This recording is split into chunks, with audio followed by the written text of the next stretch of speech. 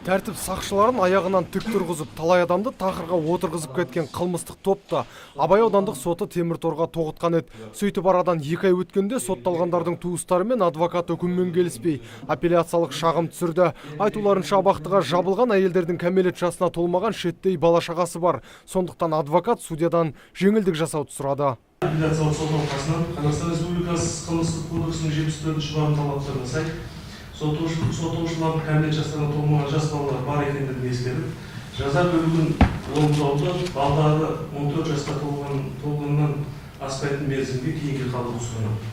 Дегенмен адвокаттың ұсынысын жәбірленуші тарап қолдамайды, себебі сотталғандар оларды шығынға белшесінен батырып кеткен. Сөйте тұра жас балаларының барын сылтауратып бостандыққа шықпақшы дейді ашынып.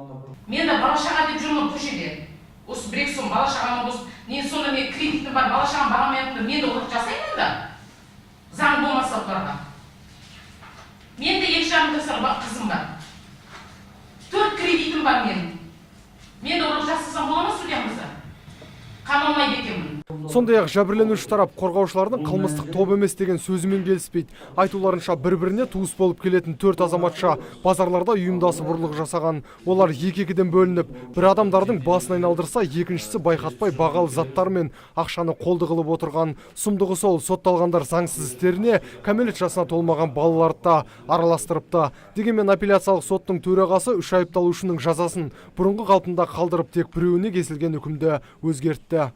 Сотталған Керімбекова Мөлдір Бауыржанқызы, Шекербекова Құрбанкүл Еркінбекқызы, Момбекова Құралай Абдашимовна, Керімбекова Гүлдар Еркінбековнаға қатысты Шымкент қаласы Абай аудандық сотының 4 тамыз 2017 жылғы үкімі Гүлдар Керімбековаға қатысты бөлігі өзгертілсін. Апелляциялық соттың шешімімен айыпталушы тарап келіспейді. Сондықтан олар кассациялық сотқа арыз түсіреміз деп тарқасты. Нұрсұлтан Тұрысбеков, Мұрат Адинаев, Абзал Тұрабеков, ТВК телеарнасының жаңалықтар қызметі.